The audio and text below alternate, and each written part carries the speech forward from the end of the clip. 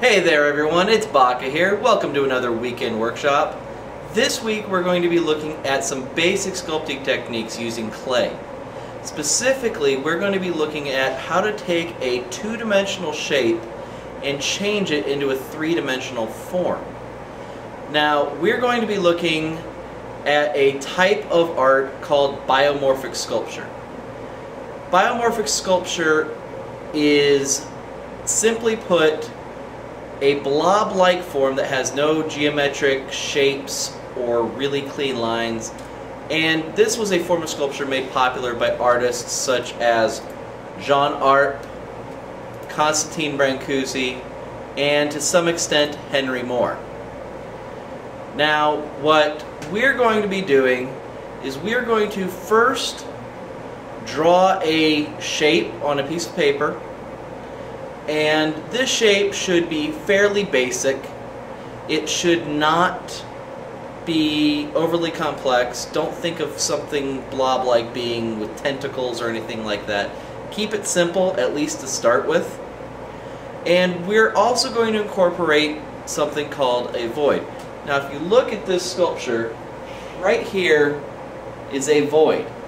Now the difference between a void and a hole is pretty basic. A hole is just a, at least somewhat circular puncture through the surface. A void is an area of the surface that has been taken out but allows there to be flow around it. It allows your eye to move throughout the sculpture smoothly. So it kind of follows the form in some ways. Now I've gone ahead and I've created a basic shape. Now this is going to be the very first thing we want to do. We create a basic shape. Now I've put two voids in here. I've kind of created two ends to this. It's almost a figure eight. And what I'm going to do is I'm going to take this shape and I'm going to transform it into a form that we will be making out of clay.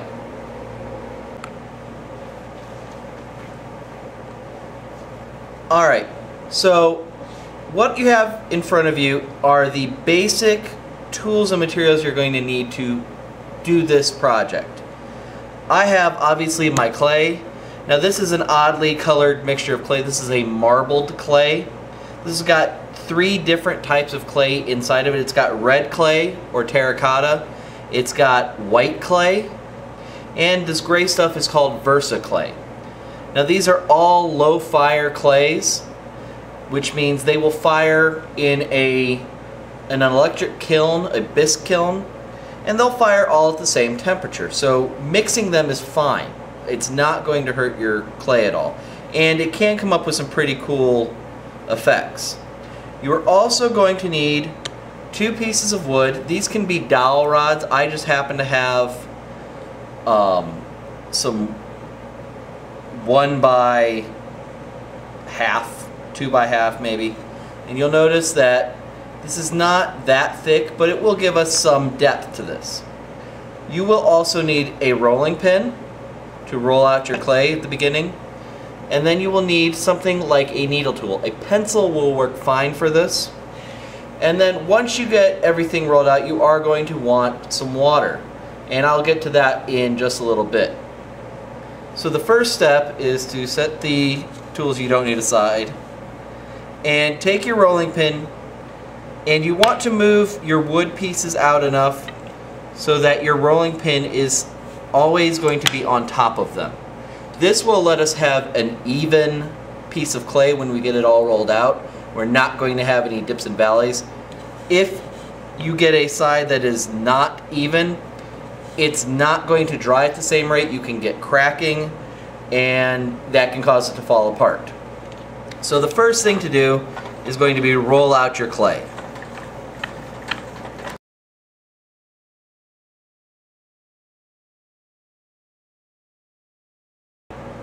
Now, once you have your clay rolled out flat, you want to just test it. Run your rolling pin right over your pieces of wood, and when you don't feel resistance, you know that it's evenly rolled out. Now we can set the rolling pin aside, we want to take the needle tool. And what we're going to do is we're going to not stab it straight through right down to the canvas or newspaper, whatever you're using to cover your table. We're going to lightly use this to draw our shape on. Now you saw the shape that I had up earlier, so I'm going to go ahead and redraw that. It's simple, so you do not need to trace. But I'm just lightly pressing in.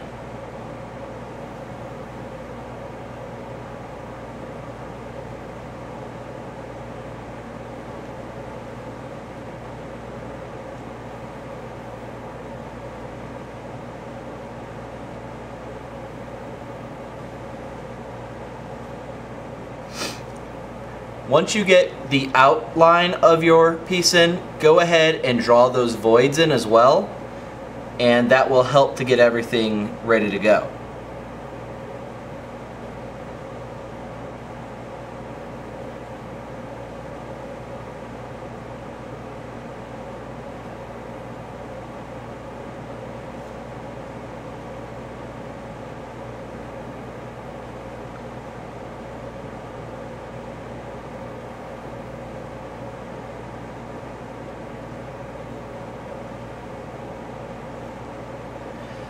Now I've got it drawn into the clay here, and you'll notice that I did not make it too thin on either side of my void to the edge of the sculpture itself.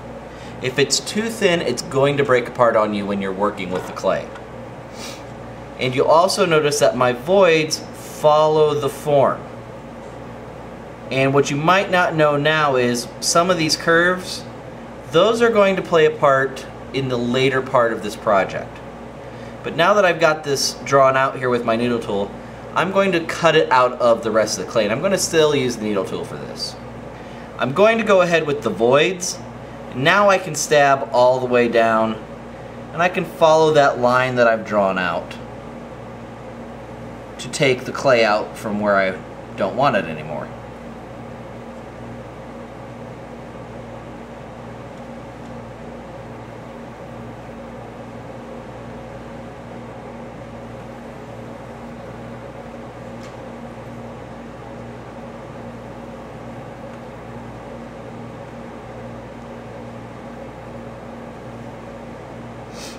Now once you have the voids cut out, then go ahead and cut the outside out.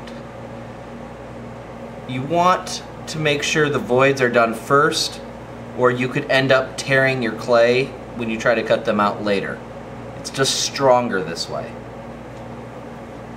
Now what I recommend doing is not trying to pull the whole thing off, but use your needle tool at a couple spots and cut straight lines right out. This way there's less resistance against your actual sculpture. And it will actually make smaller pieces of clay that we will be working with later. And it makes it just a little bit easier.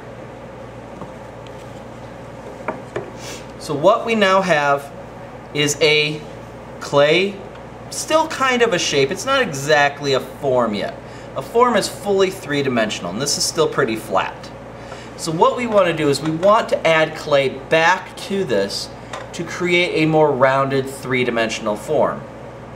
And what we're going to do in order to accomplish this is we are going to use our needle tool, our water, and our fingers. The first thing we want to do is figure out where we want to add some clay. And then we're going to use our needle tool to make some thin scratches into the surface. This is called scoring. And what this allows you to do, it allows the clay that you add on there to have somewhere to grip on. So I'm going to go down here in this lower section. I'm going to go ahead and score the surface. Now some people say you should only score in one direction. Some people say you should score in multiple directions. I'm more of the multiple direction fan, but sometimes it doesn't really matter. Now what you're going to do is you're going to use some of the scrap clay that we've cut away, and I like to start with small pieces. So I'm taking this piece and I'm cutting it down to about this big. Now I'm going to dip my fingers into my water And I'm going to run it over the surface where I scored, because I want to create a wet surface, because the water with the clay ends up making it kind of like cement or mortar. And I'm going to take this clay down there and I'm going to work it into the surface. You don't want to just lay it down. If you just set it on top of the clay, when it dries, it will fall apart. So you've got to really work that down. And it's going to spread out and you're not going to get the exact height you want out of it. Wetting your fingers down as you go will help. What that does is it takes away the tension on the clay. It doesn't pull the clay quite as hard, and that can just take your shape and make it really messed up. So I'm taking a little more clay, and I'm going to do this until I get enough clay on here to where I want it, to where it's nice and rounded.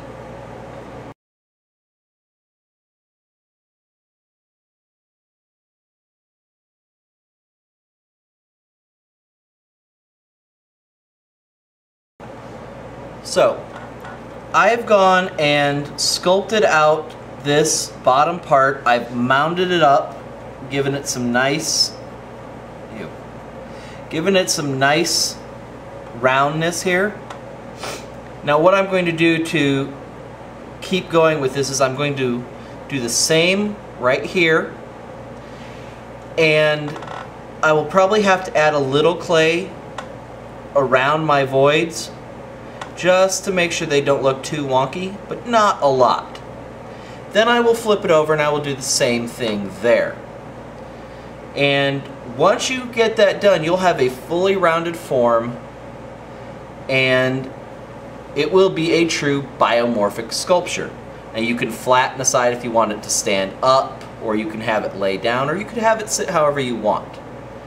So I'm going to finish this up, and then you'll be able to see what a biomorphic sculpture looks like, and you'll be able to make one yourself. So now you guys will see this side has been completely finished. I have added clay here and here and have worked it in there, making sure there are no air bubbles. If you have air bubbles, it can explode in the kiln. And I've mounded it up and rounded it up here and rounded it here. And I've simply just rounded the edges of this channel and of this top part of this void.